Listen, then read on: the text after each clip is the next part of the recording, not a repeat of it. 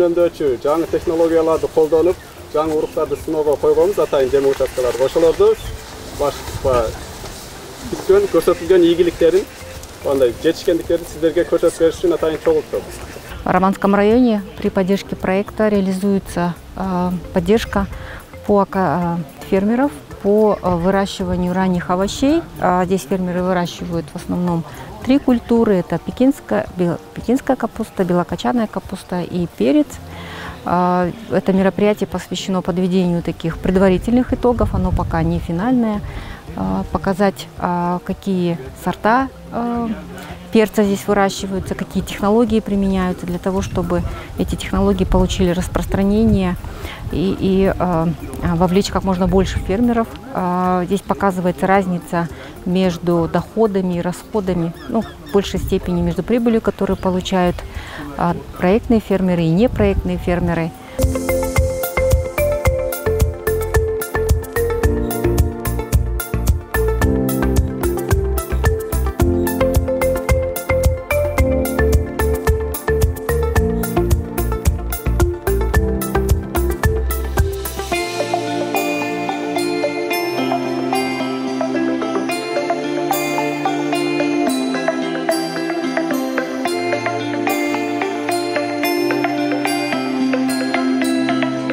Qirg'izistonga kelib dehqonlar bilan uchrashdim. Bu dehqonlarda bo'lgan dehqonchilikka bo'lgan ishtiyoqiga, bundan oladigan daromadiga, bo'lgan qiziqishiga, bu bo'layotgan ilmlarga intilishiga men qoyil qoldim. Haqiqatda bu dehqonchilik murakkab kasb. Buni e'tibor bilan, aql farosat bilan dehqonchilikni boshqarmasa, bir marta adashgan dehqon 1 yilga adashadi.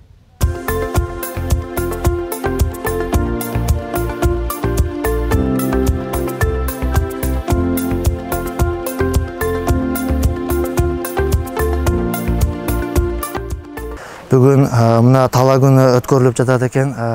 Биз ушул тест борбору жана биздин жергиликтүү дыйкан менен биргеликте уюштурулган иш-чаранын жеринде катышып жатабыз. Бул иш-чара бүгүнкү күндө эң бир актуалдуу маселелер. Анткени өзүңүздөргө белгилүү болгондой, Кыргызстандын аймагында эң биринчилерден болуп Арабан жергесинде жашылчалар жана башка эгиндер өстүрүлөт, сатыкка чыгарат.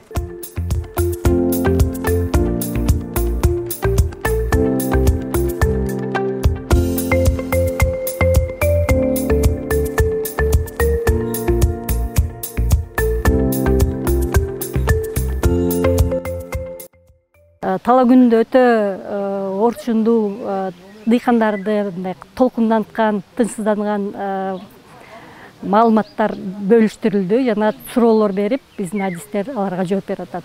Тала күнгө катышуучулар бизге Өзбекстандан келген дагы делегация болду жана биздин партнерлор, өнөктөштөр.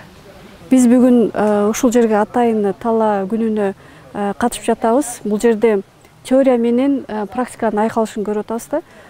Чындыгында эле аябай сонун кызыктуу суроолор болду. Теория жактан, илим жактан сунушталганы бул жерде практика жүзүндө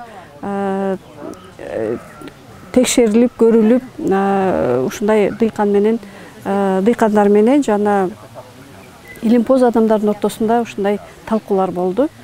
Пикир алмашуулар болду, тажрыйба алмашуулар болду. Мен ойлойм, ушундай семинарлар дайыма болуп турса, өтө пайдалуу болду. Жана буларды жайылтышыбыз керек деп ойлоймун.